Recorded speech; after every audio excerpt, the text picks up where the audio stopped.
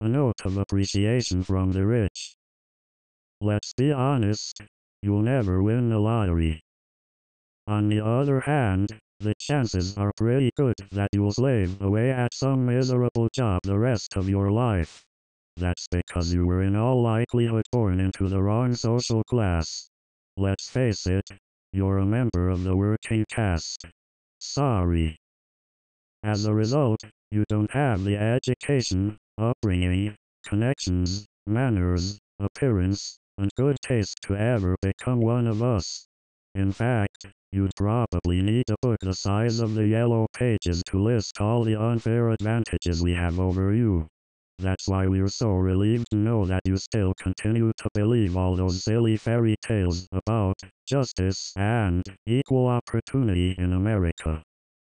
Of course, in a hierarchical social system like ours, there's never been much room at the top to begin with.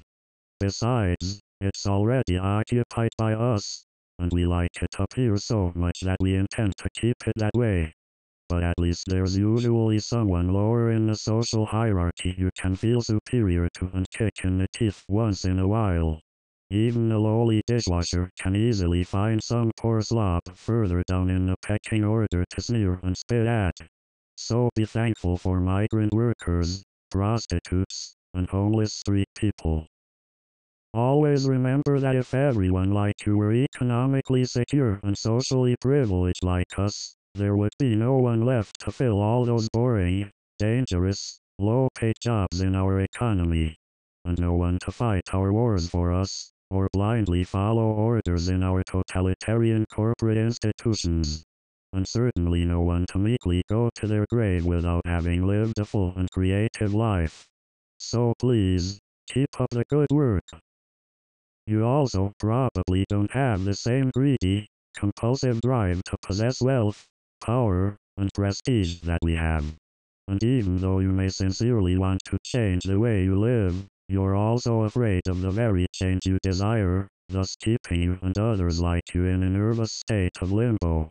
So you go through life mechanically playing your assigned social role, terrified what others would think should you ever dare to break out of the mold. Naturally, we try to play you off against each other whenever it suits our purposes. High-wage workers against low-waged, unionized against non-unionized, black against white, male against female, American workers against Japanese against Mexican against. We continually push your wages down by invoking foreign competition, the law of supply and demand, national security, or the bloated federal deficit. We throw you on the unemployed scrap heap if you step out of line or jeopardize our profits.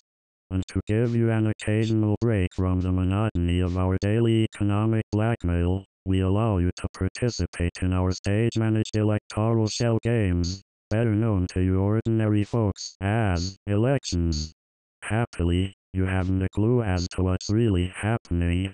Instead, you blame countless others for your troubled situation.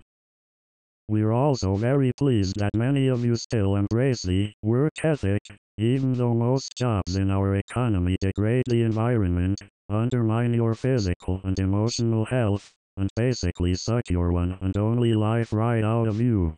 We obviously don't know much about work, but we're sure glad you do. Of course, life could be different. Society could be intelligently organized to meet the real needs of the general population. You and others like you could collectively fight to free yourselves from our domination. But you don't know that.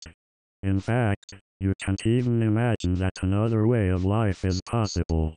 And that's probably the greatest, most significant achievement of our system, robbing you of your imagination, your creativity, your ability to think and act for yourself. So we truly like to thank you from the bottom of our heartless hearts. Your loyal sacrifice makes possible our corrupt luxury. Your work makes our system work. Thanks so much for knowing your place without even knowing it.